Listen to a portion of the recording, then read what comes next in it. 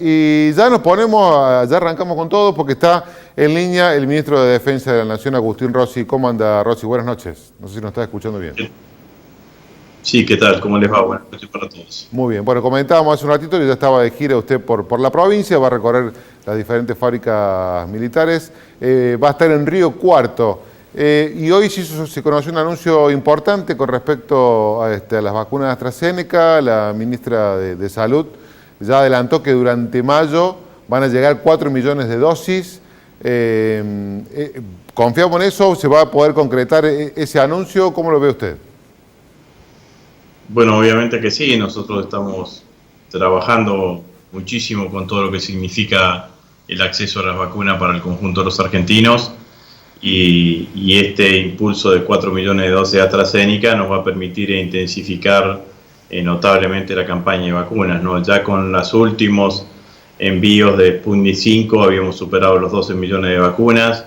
Entiendo que esta semana también está saliendo un nuevo avión para buscar más vacunas de Sputnik 5, Sputnik V, y con este anuncio que ha hecho la ministra, me parece que estamos en un escenario más que importante, digamos, ¿no? Nos va a permitir intensificar la campaña de vacunación y llegan en un momento justo porque, bueno, recién empiezan los fríos más importantes y venimos con estas decisiones que tomó el presidente de la Nación de inducir a algunas restricciones a la circulación. Hemos logrado que la curva tan espiralizada que teníamos hace 3 semanas atrás se haya parado, empiece a bajar, y esto es muy importante, digamos, ¿no? Ministro, sobre ese punto, y como hombre del interior le pregunto, como santafesino le pregunto, ¿no nota que es demasiada la agenda que se carga sobre el AMBA y que en el resto del país se viven otras realidades que por ahí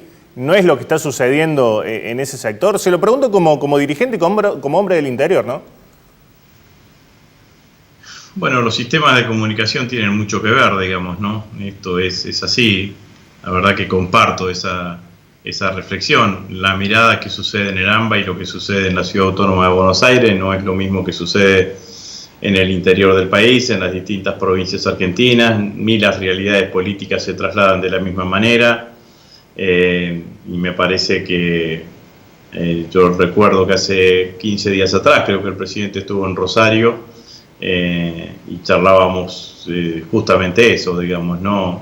Pero desde el punto de vista de la cuestión de la vacunación, las vacunas se vienen distribuyendo, aplicando principalmente el coeficiente de población, y eso hace que tengamos un programa de vacunación equilibrado, con una distribución armónica, y yo defiendo claramente esta posibilidad de ser un país federal y de tener la campaña de vacunación descentralizada, porque sin ninguna duda que nos permite tener una mayor efectividad, ¿no? Ministro, hablando de país federal, que tanto remarca usted y que por lo cual se lo hemos preguntado, ¿por qué es necesario mandar al Congreso una ley, la cual parece por adelantado, va a entrar por el Senado, buscan que se apruebe rápido, una ley que parece que solo busca más poder o legalizar de alguna forma las restricciones que dicta el presidente, y que son restricciones que parecen ser una puja política entre capital y provincia de Buenos Aires, que por ahí Ciudad de Buenos Aires, perdón, que por ahí el interior le es totalmente ajeno? ¿No le parece un poco exagerado eso? La ley es una buena ley, porque la realidad es que fija parámetros objetivos a partir de los cuales se disparan una cantidad de restricciones. Fija 3 categorías y un estado de alarma, bajo, medio y alto riesgo, y una situación de alarma, y ante cada una de las categorías fija el menú de posibilidades que los gobiernos provinciales pueden aplicar en cuanto a los niveles de restricción. A mí me parece que en una situación de pandemia como la que tenemos, en una situación de crisis producto de la pandemia como la que tenemos, la ley, al contrario de lo que se la quiere presentar como una ley que otorga superpoderes y demás, el ejercicio que está haciendo el gobierno y que está haciendo el presidente es el contrario, digamos, ¿no? Es decir, saquémoslo del ámbito de la disputa política, saquémoslo del ámbito de la discusión política, fijemos parámetros claros y preestablecidos. Por eso lo mandó al Congreso. En el Congreso están los representantes de todas las provincias, podrán hacerle modificaciones, podrán buscar acuerdos, podrán buscar consensos, y eso queda perfectamente establecido para todos los argentinos. Entonces ya no va a haber esta idea de un DNU que alguien puede decir, bueno, es discrecional, o este aspecto es discrecional, o no está lo suficientemente fundamentado. La realidad es que un país como Alemania tiene un sistema más o menos similar. La premier, la jefa de gobierno alemán, Angela Merkel, mandó un proyecto de estas características con parámetros generales, genéricos, habida cuenta de la diversidad geográfica y poblacional que tiene la Argentina y que permita fundamentalmente transparentar. Esto es lo que busca la ley. Todos vamos a ver más o menos cómo son las reglas de juego, y en función de los parámetros epidemiológicos que puedan surgir en cada una de las regiones de nuestro país, se disparan determinado tipo de políticas. Pero rescato y destaco el gesto del presidente de enviar un proyecto de ley para que sea discutido por los senadores y que se busque un nivel de consenso, y olvidarnos de que cada 15 días o 20 días se tenga que hacer un DNU, y que en ese DNU se diga si las restricciones a partir de las 8, de las 9 o de las 7:30, digamos, ¿no? Entonces me parece que esto es mucho más razonable y va en búsqueda del consenso. Bueno, la oposición no vio el proyecto y ya dijo que está en contra, que es superpoderes, pero bueno, la verdad que habrá que decir que estamos en un momento en donde nos cuesta bastante encontrar puntos de acuerdo o consenso. Sobre ese punto, sobre la búsqueda de puntos de acuerdo, se conoció en estos días la conformación de una mesa política en la presidencia, y se lo señala usted como un actor preponderante, como una mesa que está también el jefe de gabinete Cafiero, Vito Velo y otros funcionarios, pero usted también se lo señala como una mesa que busque nuevamente tomar la punta de lanza política, de volver a marcar agenda. ¿Esto es así? ¿Se ha conformado? ¿Usted está en ese equipo? No hay ninguna mesa política conformada, institucionalizada por parte del presidente de la Nación. El presidente de la Nación, para determinados temas puntuales, ante determinada coyuntura, consulta a los ministros y o funcionarios que él le parezca, y si a veces lo hace el presidente de la Nación, a veces lo hace el jefe de gabinete, y después, en función del asesoramiento, de las opiniones que cada uno de nosotros, cuando somos convocados, podemos emitir, podemos trasladar al presidente. El presidente toma las decisiones que considera correspondientes. Lo que yo entiendo de que esa información que surge, en donde lo nombran al jefe de gabinete, a Santiago Cafiero, al ministro del Interior, a Guado de Pedro, a Julio Vito Velo, a Juan Manuel Olmos, que es asesor presidencial, y a mí, surge porque en realidad somos dirigentes que, además de tener funciones específicas en el gobierno, estamos acompañando al presidente de la Nación en la conducción del Partido Justicialista a nivel nacional. Entonces, que el mismo sábado justamente tuvo una primera reunión que le hicimos por Zoom, obviamente, pero me parece que como los dirigentes allí nombrados, además de las funciones específicas que tenemos en el gobierno, tenemos un rol político en el marco del Partido Justicialista, puede haber salido ese comentario, ese trascendido periodístico, pero no existe dentro del gobierno ninguna mesa política institucionalizada. El presidente convoca, a mí me ha convocado muchas veces y otras veces... Rossi, le hago una consulta. ¿Cómo se sentiría usted como ministro si no puede disponer de la gente que tiene a su alrededor que le ayuda o no le ayuda a conformar algún tipo de dirección del ministerio? Le pregunto puntualmente por la situación que ocurrió en el Ministerio de Economía con Guzmán y con Basualdo. ¿Qué pasa si usted no puede disponer sobre el futuro, si se queda o se va, a alguno de sus subordinados? ¿Se sentiría cómodo como ministro? El problema es que no dispongo ni yo ni otro, digamos, ¿no? El que dispone finalmente es el presidente de la Nación. Nosotros somos parte de una coalición. El presidente no es Cristina que dispone, como tanto se ha leído. No, es el presidente que le marca el equipo que trabaja con usted. ¿Cómo? Perdón, no lo escuché. Si es el presidente el que dispone del equipo que trabaja con usted. No entiendo la pregunta, ¿cómo sería? El equipo que usted forma en el Ministerio de Defensa, ¿lo elige usted o se lo elige? todos los funcionarios los designa el presidente de la Nación, desde directores, subdirectores, directores, subsecretarios, secretarios, los designa el presidente de la Nación. Obviamente que muchos de esos funcionarios son a propuesta de los ministros o son consensuados con el presidente de la Nación, pero el poder ejecutivo en la Argentina es unipersonal. El que toma las decisiones es el presidente de la Nación. Y una vez que el presidente de la Nación toma una decisión, yo creo, mi actitud, mi manera de ver las cosas es que ahí se termina el debate. Porque la realidad es que independientemente, que era lo que quería transmitirle anteriormente, que nosotros somos un espacio político que se constituye como coalición y que las coaliciones no se conforman entre los que piensan igual, sino que entre los que piensan parecido. Y en ese término de los que pensamos parecido puede haber diferencias de mirada, puede haber acentos distintos, puede haber distintos tipos de diferencias. Todo eso termina en el momento que el presidente de la Nación tomó una decisión. Y el presidente de la Nación ha dado por concluido este tema que usted decía anteriormente. Todos, yo como ministro, mis secretarios, mis subsecretarios, son designados por el presidente de la Nación en un decreto presidencial. Entonces, la realidad es que después depende de la mirada de cada uno, o de si usted tiene la mirada para que puede seguir implementando las políticas que quiera seguir implementando. Ministro, usted mañana, miércoles, llega a Córdoba, llega a Río Cuarto, al área material Córdoba y a un batallón del Ejército. ¿Está previsto alguna reunión con funcionarios provinciales también o siente que llega a un territorio que está siendo adverso desde el punto de vista del gobierno, políticamente hablando?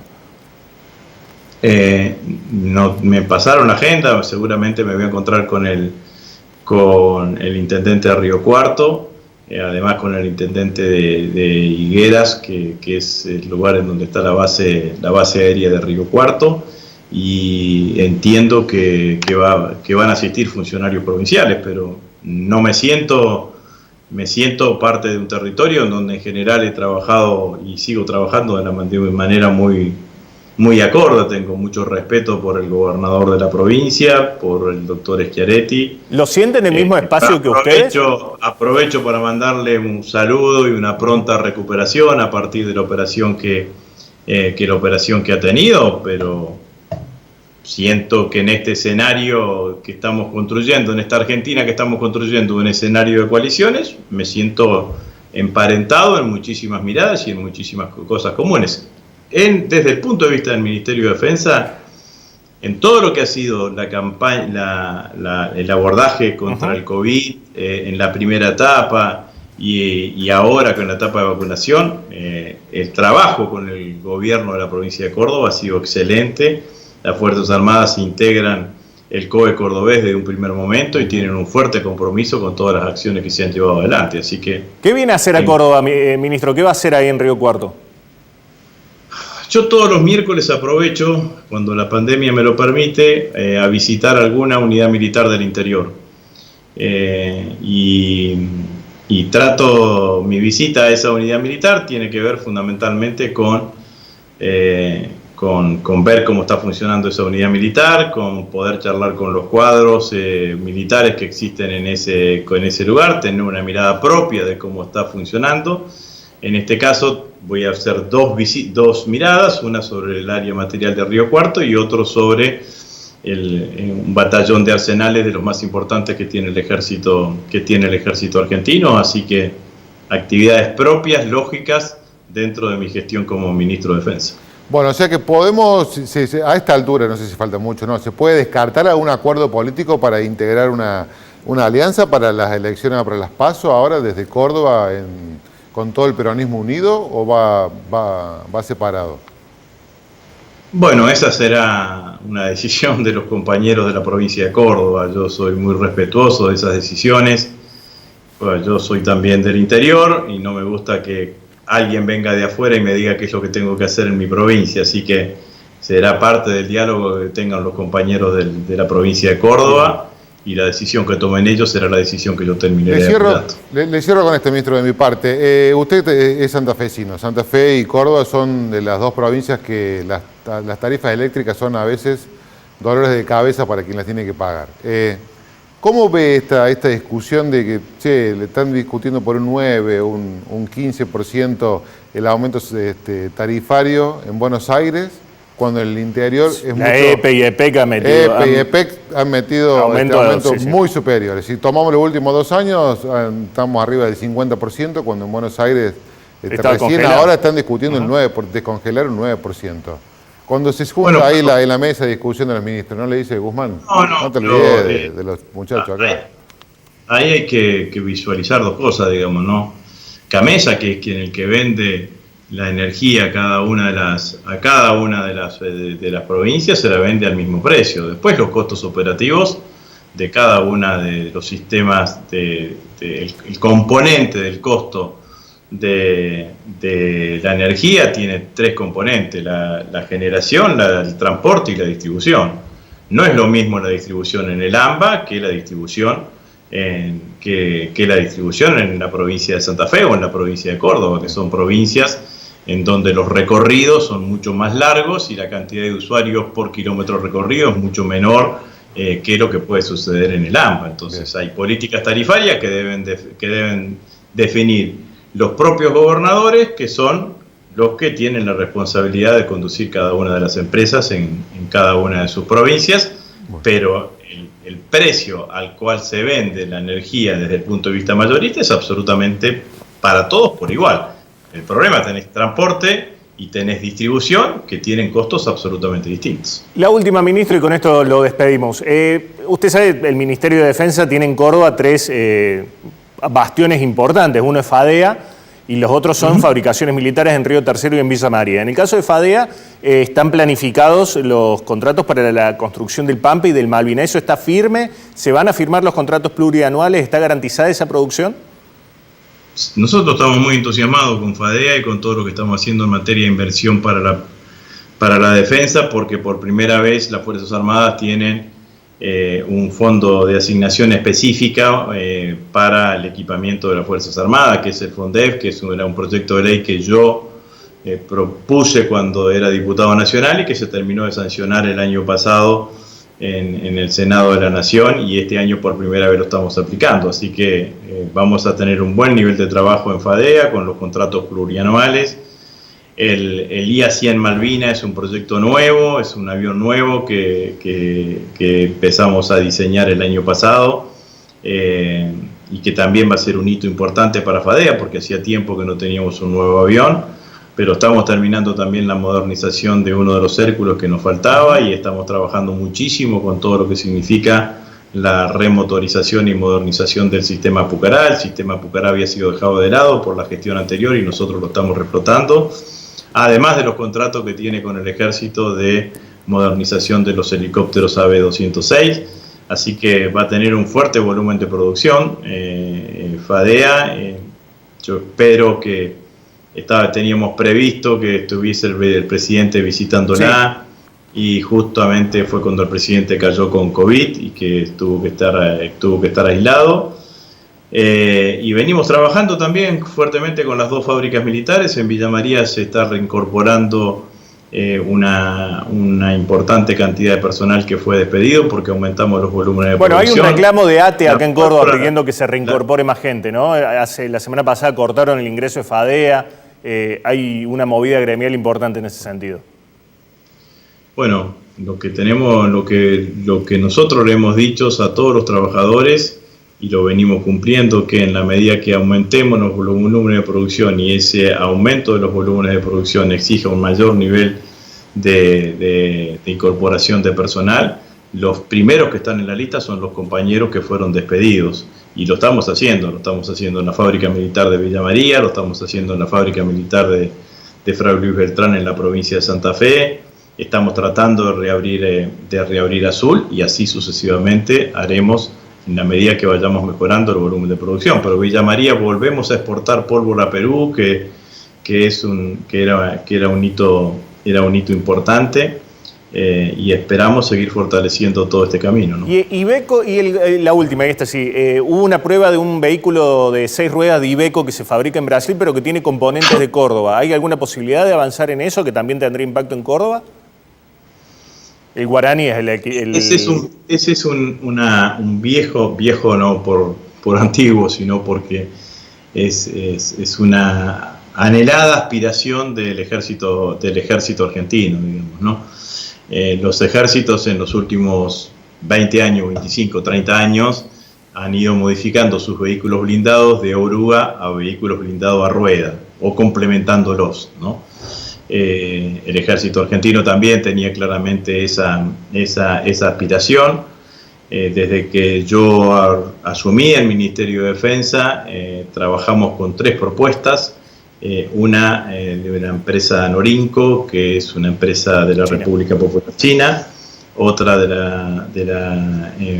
una empresa norteamericana que fabrica los Stryker, y la tercera es la de Iveco Defensa, que fabrica para el ejército brasilero un vehículo 6x6, pero cuyo chasis y el motor se fabrica en la planta de Iveco en Córdoba.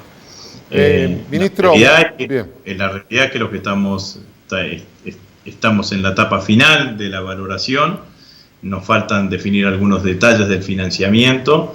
Si esos detalles del financiamiento son los razonables y son los que claramente esperamos, nosotros la posibilidad de tener un vehículo 6x6 por varios motivos, digamos, ¿no? Porque no me parece que geopolíticamente es estratégico que el ejército argentino tenga el mismo vehículo de transporte blindado que el ejército brasilero. Me parece que es una señal geopolítica importante. En segundo lugar, porque como decían ustedes, y yo confirmaba, una parte de ese vehículo se realiza aquí en la Argentina y tenemos posibilidades de ensamblar más, y eso va a tener un impacto favorable para la economía de nuestro país, y estamos ultimando las negociaciones. Si todo va bien, creo que podemos decidir por ese camino. Muchas gracias, ministro, por estar en Córdoba, por estar en Posta. Un abrazo muy grande. Lo despedimos. Bueno, sí, muchas gracias. Gracias, muy amable.